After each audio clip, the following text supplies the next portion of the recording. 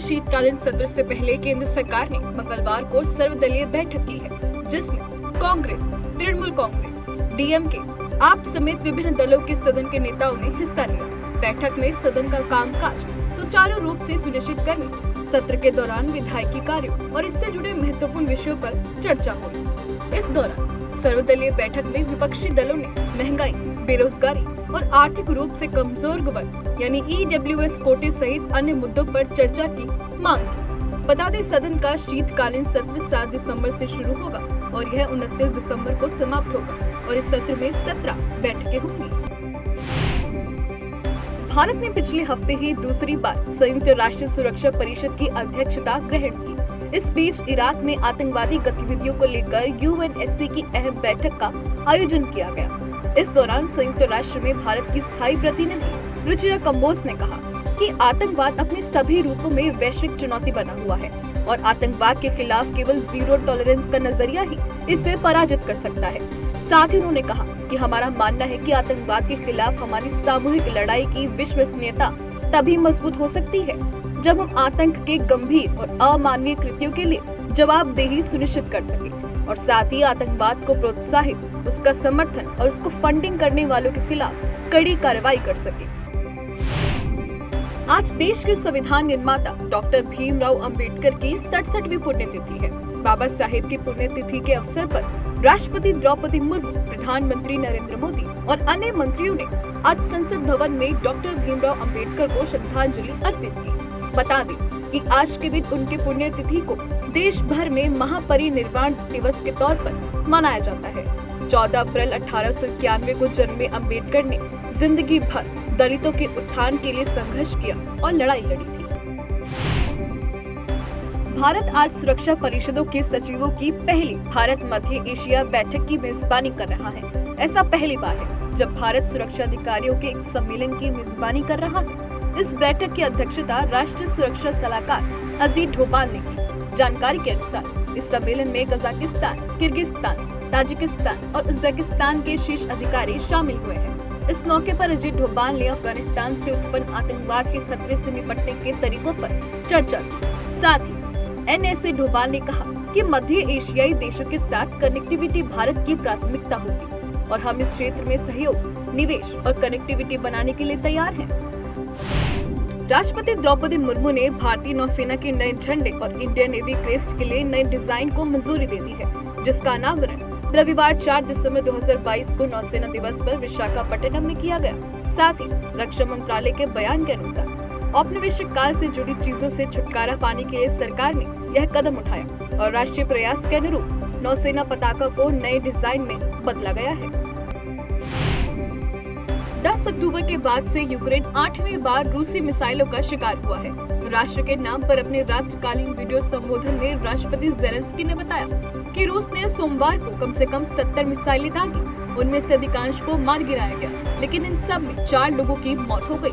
साथ ही उन्होंने कहा कि ऊर्जा कंपनियों ने तुरंत बिजली बहाल करने पर काम करना शुरू कर दिया है और ओडिशा, जापोरिजिया, खार्किव जैसे क्षेत्रों में प्रयास चल रहे हैं। साथ ही उन्होंने कहा कि यह एक बार फिर साबित करता है कि इतने बड़े हमले करने की रूस की क्षमता न केवल यूक्रेन के लिए खतरा है, बल्कि हमारे पूरे क्षेत्र के लिए खतरा है। इसीलिए इसे रोकना एक संयुक्त कार्य है। अफगानिस्तान में तालिबान कब्जे के बाद आतंकी घटनाएं लगातार बढ़ रही है। अफगान में बाल्ख प्रांत में एक जोरदार विस्फोट हुआ। अफगानिस्तान के टोलो न्यूज के अनुसार एक तेल कंपनी के कर्मचारियों को ले जा रहे वाहन में ये विस्फोट हुआ, जिसमें कम से कम 7 लोगों की मौत हो गई है। उत्तरी अफगानिस्तान के बाल्ख प्रांत के पुलिस प्रवक्ता मोहम्मद आसिफ वजीरी ने इस हमले की जानकारी देते हुए कहा, अब तक स्पष्ट नहीं हो पाया है कि धमाके के पीछे कौन है। बता दें कि अफगानिस्तान में हाल के महीनों में कई हमले हुए हैं, जिसमें इन हमलों में से कुछ का दावा इस्लामिक स्टेट ने भी किया है। सुप्रीम कोर्ट ने महाराष्ट्र के राजनीतिक संकट के संबंध में उद्धव ठाकरे और मुख्यमंत्री एकनाथ शिंदे के बीच दायर याचिकाओं पर सुनवाई की। इस दौरान कोर्ट ने मामले में अगली तारीख 13 जनवरी 2023 की तय की है। बता दें कि शिवसेना में हुई टूट के बाद उद्धव और शिंदे दोनों गुटों ने शिवसेना पर अपना अपना दावा किया था, जिसके बाद चुनाव आयोग ने शिवसेना के नाम और चुनाव चिन्ह को फ्रीज करने का आदेश दिया था। अब उस मामले को लेकर सुनवाई चल रही है। राजस्थान के श्री गंगानगर में भारत पाक सीमा यानी LOC पर सीमा सुरक्षा बल की ओर से घुसपैठ की कोशिश को नाकाम करते हुए घुसपैठियों को मार गिराया है। जानकारी के अनुसार पाकिस्तान की ओर से घुसपैठ हरमुख चेक पोस्ट के पास 14S गांव में हुई है। यहाँ BSF ने पाकिस्तान से सीमा पार करके भारत में घुस रहे एक पाकिस्तानी नागरिक को मार गिराया है। बता दें, इससे पहले भी श्री गंगानगर में सीमा पर पाकिस्तान की ओर से घुसपैठ की कई घटनाएं सामने आ चुकी हैं, जिसके जवाब में BSF के मुस्तैद जवान इन घुसपैठियों को ढेर कर देते हैं। सुप्रीम कोर्ट ने मंगलवार को आय से अधिक संपत्ति के मामले में मुलायम सिंह यादव परिवार को बड़ा झटका दिया है। कोर्ट ने इस मामले में उन्हें कोई राहत नहीं दी है। सुप्रीम कोर्ट ने बताया कि मुलायम सिंह के अलावा अन्य परिजनों के खिलाफ आय से अधिक संपत्ति मामले में जांच जारी रहेगी। वहीं अब इस मामले में अगली सुनवाई जनवरी में होगी। साथ ही कोर्ट ने CBI को क्लोजर रिपोर्ट के बारे में बताने के लिए भी कहा है। दरअसल अप्रैल 2019 में उत्तर प्रदेश के पूर्व मुख्यमंत्री मुलायम सिंह यादव और उनके बेटे अखिलेश यादव को राहत देते हुए CBI ने सुप्रीम कोर्ट से कहा था कि उनके खिलाफ आय से अधिक संपत्ति के आरोपों को साबित नहीं किया जा सका। विश्व बैंक ने वित्त वर्ष 2022 से 23 के लिए भारत के विकास घरेलू उत्पाद यानी GDP के पूर्वानुमान को 6.5% से 6.9% तक बढ़ा दिया है, जिस पर विश्व बैंक ने कहा कि वैश्विक हेडविंड से निपटने के लिए भारत अच्छी तरह से तैयार है। वहीं बैंक ने कहा कि वित्त वर्ष 2023 में मुद्रास्फीति 7.1% रहने की उम्मीद है। विश्व बैंक ने ये भी कहा कि कमोडिटी की कीमतों में गिरावट मुद्रास्फीति के दबाव को कम कर सकती है और भारत सरकार 6.4% के राजकोषीय घाटे के लक्ष्य को संभाल रही है। रिपोर्ट में यह भी कहा गया कि भारत, अमेरिका, यूरो क्षेत्र और चीन के हालात से प्रभावित है।